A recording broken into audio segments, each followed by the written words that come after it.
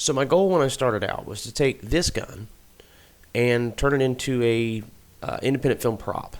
It's a plastic gun from Kmart. It cost $6, and the cool thing is it actually has blowback. It's not incredibly effective blowback, but it does have blowback. It's never going to withstand close visual inspection. You get up close to it, you're going to say, it's a plastic toy gun. But surprisingly, from just a few feet away, it actually is fairly effective. Couple drawbacks. One, it doesn't quite retract all the way on the slide. It's I think it could be fixed, I think it could be modified, but out of the box it just doesn't do a full retract on the slide on the blowback. The other thing is obviously there's no ejection port for the bullet, but I mean there's no clip either, so it's a trade-off. You pay $6 for a gun that's relatively realistic looking, and size-wise it's perfect, and you don't get some of the, I guess, added benefits, but it's $6. So I did a quick screen test with the gun just as it comes out of the box, and overall I was pretty pleased. I mean the slide doesn't come all the way back like I said, but it's enough and it's fast enough that I don't know that it is that important. I mean, unless somebody goes through and actually pauses every second, every frame of the video to see what's happening, I don't think it's really going to be that noticed.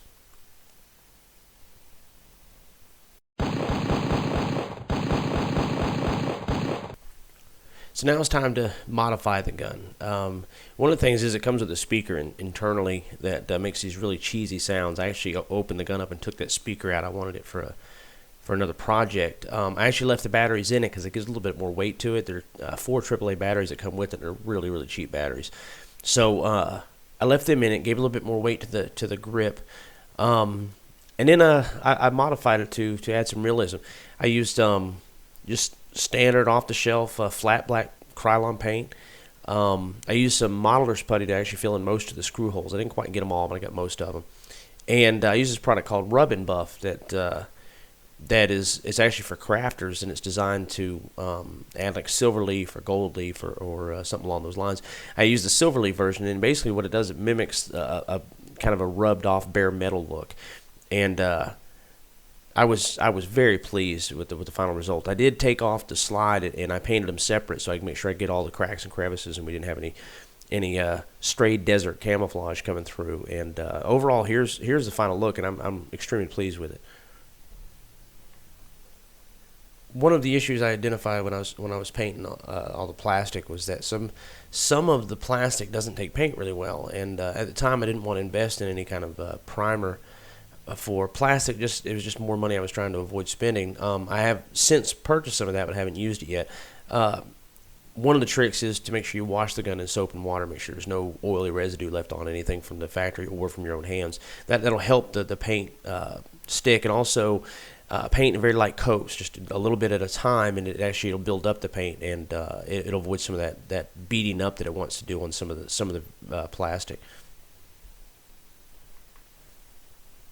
And finally, a quick screen test with a black gun. And again, I'm very pleased for a $6 gun. I'm very, very pleased with how it came out.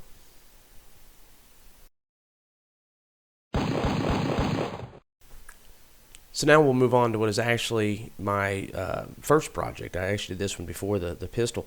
For Christmas last year, I bought some Nerf guns for myself and my son.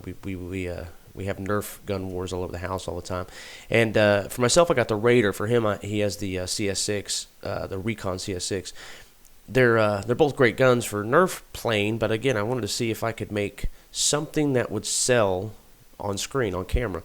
And so using the Raider, I didn't want to completely destroy my 7-year-old's gun. So using the Raider, I did the internal mods. If you do some Google searches there, you'll find where you can actually internally mod the gun to make it shoot further and everything. And I did that just because I could, but more importantly, using the same techniques I use on the pistol, I modified the gun to give it a little more realistic look. I mean, it's never going to sell on camera in a real sense because it's got some funky looks to it, like that weird side magazine thing that is just unrealistic in a real sense. But from just an overall effective look, I mean, the gun looks pretty darn real.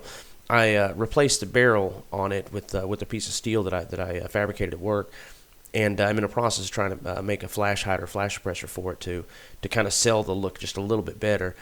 And but overall, I'm pretty pleased with how it came out, and it really depends on what genre you're going for. I mean, if you're going for modern military, it's going to be a little bit tough to pull off just because the gun doesn't look real. But if you're going for something just a little bit more futuristic, slightly futuristic, maybe a video game-ish, something like that, I mean, this may very well work. The other advantage too is consistency. Let's say I had a 5-man combat unit, and those 5 soldiers all had the same gun.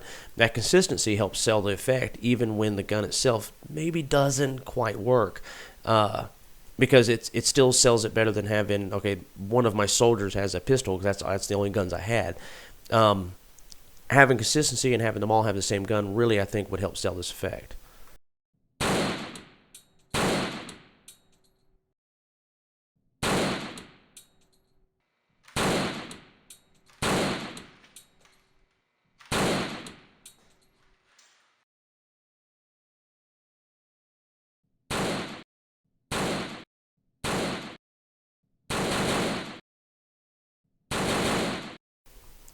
So I'm glad you took the time to watch. Thanks for tuning in, if you will, and hopefully you got something out of this. I'd like to be able to see some independent films using $6 Kmart guns in the future, and maybe some Nerf guns as well.